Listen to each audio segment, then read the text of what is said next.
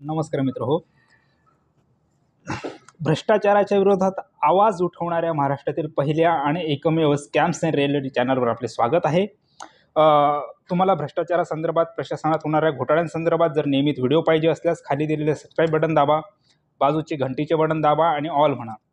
व्हिडिओवर जर तुमचे काही कॉमेंट्स असतील तर खाली लिहा. कॉमेंट्स आणि तुमचे लाईक जे असतात ते आम्हाला प्रोत्साहन देत असतात व्हिडिओ वारंवार तयार करण्यासाठी.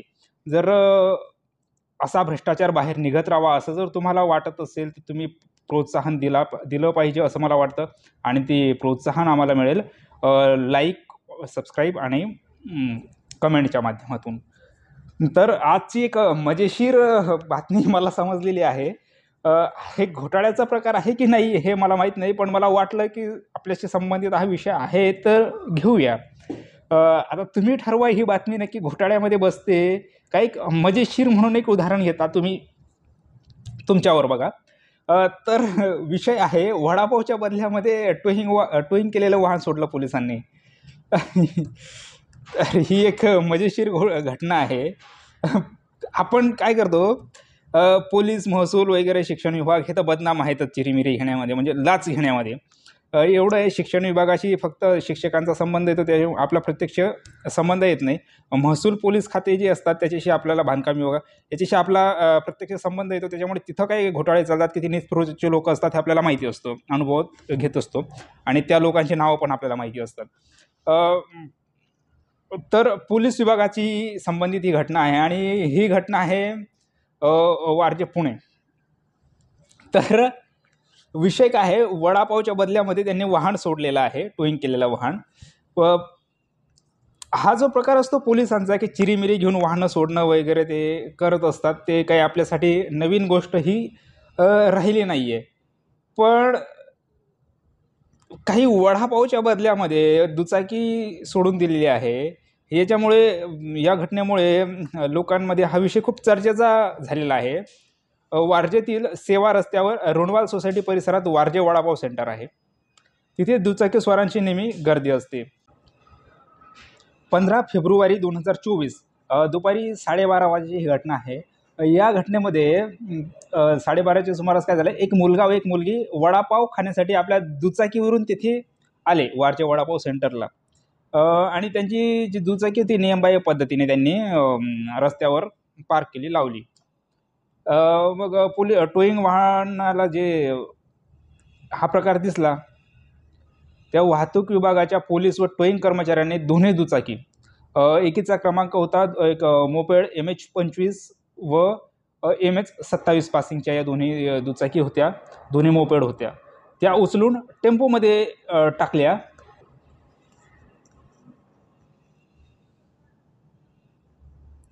दोन्ही मोपेड यांनी टोईंग वाहनात म्हणजे टेम्पोमध्ये टाकले या कर्मचाऱ्यांनी. मग त्यांनी दुचाकीस्वार आणि स्नॅक सेंटरवरील कर्मचारी यांच्यामध्ये एक सेटिंग झाली. तर काय सेटिंग झाली, यांनी तुम्ही आम्हाला वडापाव खाऊ घाला, आम्ही तुमचं वाहन सोडून देतो. त्यानुसार या दोन्ही दुचाकी 10 फुटांवरच खाली, म्हणजे 10 फूट वाहन पुढे नेलं आणि तिथून खाली उतरवण्यात आलं. या बदल्यामध्ये पोलीस मामांनी सर्वच कर्मचारी जे होते टोईंग वाहनाचे, त्यांनी सर्वच वडापाववर ताव मारला.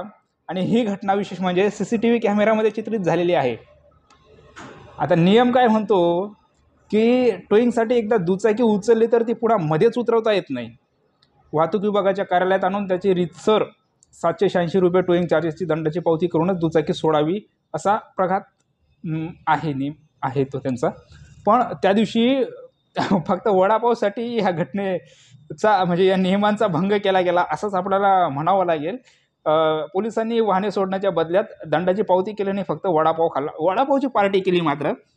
तर पोलीस खातं बघा, मजा असते पोलिसांची, सरकारी पगार घ्यायचा, वाहनं सोडायची काहीतरी आणि मस्त वडापाव वगैरे खायचे. ठीक आहे, आपली घटना एक मजेशीर म्हणून घेऊया. बाकी पोलीस खात्यामध्ये जर तुमच्याकडे काही पुरावे असतील आणि कुठला घोटाळा झाला असेल, एखादा कर्मचारी एखाद्या पोलीस स्टेशनला वर्षानुवर्ष ठाण मांडून बसलेला असतो, विशेषतः वाहतूक विभागामध्ये, किंवा तो चिरीमिरी घेणारा जो कर्मचारी असतो ना, साहेबाचा खास माणूस, वसुलीवाला, हवालदार नाईक, असे प्रकार जर तुमच्याकडे असतील ना, कागदोपत्रासह आपल्याकडे पाठवा. तुमच्याकडे व्हिडिओ चित्रीकरण असेल तर आपल्याकडे पाठवा, आपण व्हिडिओ तयार करू आणि असे प्रकार उघडकीस आणू. कारण भ्रष्टाचाराच्या संबंधित घटनांमध्ये कधी मजेशीर घटना घडत असतात, पण नेहमीच अशा घटना होतील असं नाही. भ्रष्टाचार मिटला पाहिजे, त्यासाठी आपला प्रयत्न असतो. छोट्या मोठ्या घटना होतच राहणार आहेत, त्याच्याबद्दल आपण दुर्लक्ष केलंच बरं. त्यामुळे आजच्या घटनेकडे दुर्लक्ष करायचं की काय करायचं ते तुम्ही ठरवा, त्या संदर्भात मी नाही बोलणार काही. पण मोठमोठे घोटाळे जर असतील, ज्यामुळे गरिबांवर अन्याय होत असेल, सर्वसामान्य लोकांवर अन्याय होत असेल, असे जर प्रकार निदर्शनास आले तर त्या बाबतीत मात्र गप्प बसू नका, त्या बाबतीत तक्रारी करा. एवढंच सांगणं आहे. खाली दिलेलं सबस्क्राईब बटन दाबायला विसरू नका. असे व्हिडिओ तुम्हाला नेहमीच मिळत राहतील. आणि एक विशेष गोष्ट, तुम्ही काय करत जा, शेवटी जे 4 असतात ना, आपले 4 किंवा 2 व्हिडिओज टाकतो आपण, जेव्हा व्हिडिओ संपतो तेव्हा कुठलाही मागचा व्हिडिओ असतो त्याच्यावर स्क्रीनवर दाबा, म्हणजे तो व्हिडिओ तुम्हाला दिसेल. पोलिसांशी आता हा जो व्हिडिओ मी पोलिसांशी संबंधित तयार केला, तर याच विषयासंदर्भात कुठला तरी व्हिडिओ मी जी मला माहिती द्यायची असेल ते व्हिडिओ संपल्याच्या शेवटी 20 सेकंदामध्ये टाकत जाईल. त्या व्हिडिओवर दाबला की तुम्ही परत त्या व्हिडिओवर जाता आणि तो पूर्ण व्हिडिओ तुम्हाला दिसणार आहे. ही गोष्ट लक्षात ठेवा. कधी मी जे व्हिडिओ तयार करत असतो त्या व्हिडिओमध्ये वेगळी भाषा वापरलेली असते. खाली लिहून येतं हिंदी, इंग्लिश, अरबी अशा भाषा, म्हणजे ज्या विषयाशी संबंधित जी असेल ना त्या भाषा मी वापरत असतो.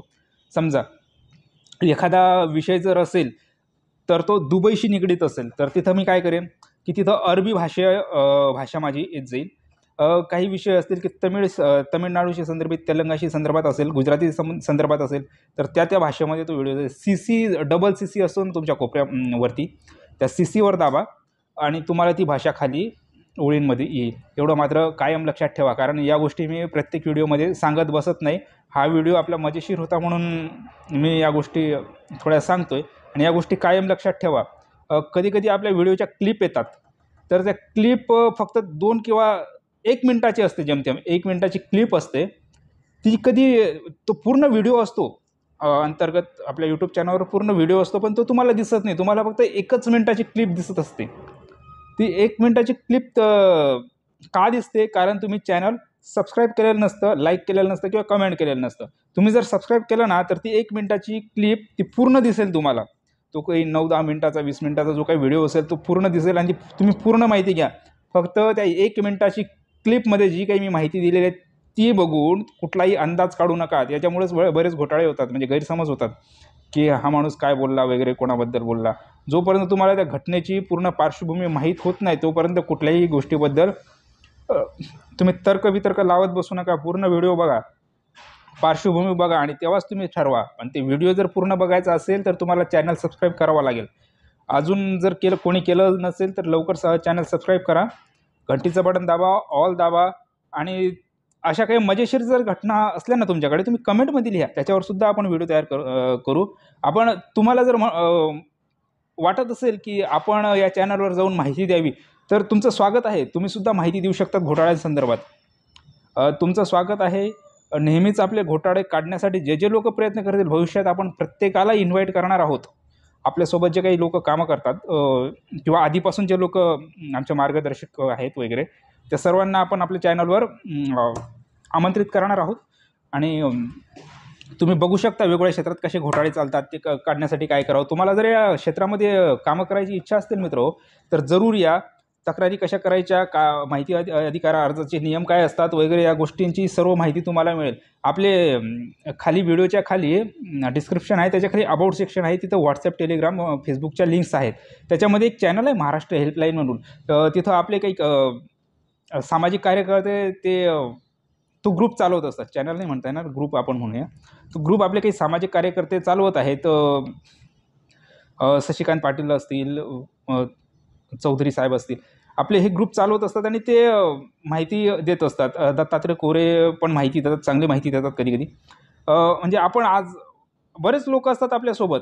मी काही सर्वांचीच नावं घेत नाहीत, पण काय होतं कधी-कधी हा व्हिडिओ आपला मजेशीर होता म्हणून ठीक आहे, पण बाकी व्हिडिओमध्ये जर नावं घेतली ना आपल्या सहकाऱ्यांची तर कदाचित त्यांना त्रास होऊ शकतो.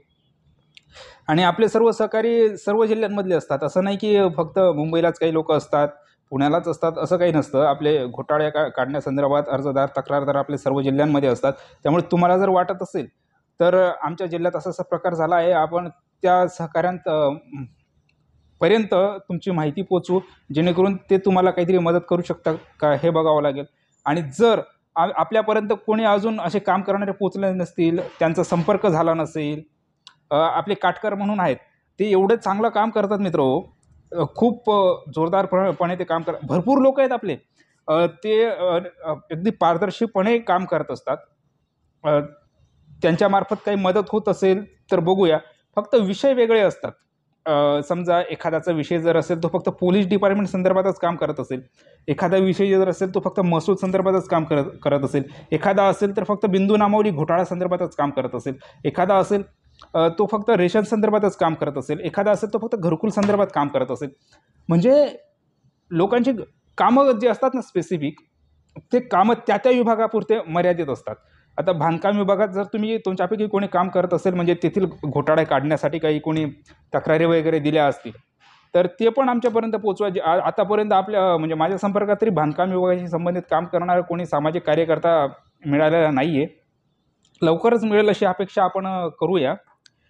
बाकी वीज कर्मचाऱ्यांशी संबंधित म्हणजे जे काही होतात घोटाळे वगैरे, ते पण आहेत आपल्यासोबत संपर्कात.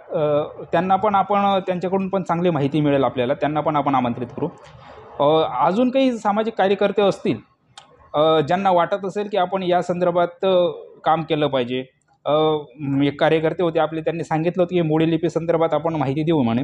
त्यांचंही बघावं लागेल. त्यांनाही ती मोडी लिपी संदर्भात पण तुम्हाला माहिती मिळेल. वास्तविक तिथं घोटाळा वगैरे काही नाही आहे.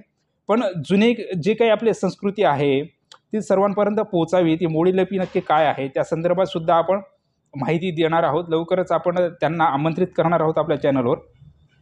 म्हणून तुम्हाला नोटिफिकेशन पाहिजे असेल, असे व्हिडिओ पाहिजे असतील, तर तुम्ही सबस्क्राईब बटन दाबायला विसरू नका. आत्ता लगेच सबस्क्राईब बटन दाबा, घंटेचे बटन दाबा आणि लगेच तुम्ही घंटेचे बटन दाबल्यानंतर ऑल जे असतं ना शब्द, त्या ऑलवर दाबा. तर नक्कीच असे व्हिडिओ तुम्हाला पुढच्या वेळेस बरोबर नोटिफिकेशनद्वारे मिळत राहतील. ठीक आहे.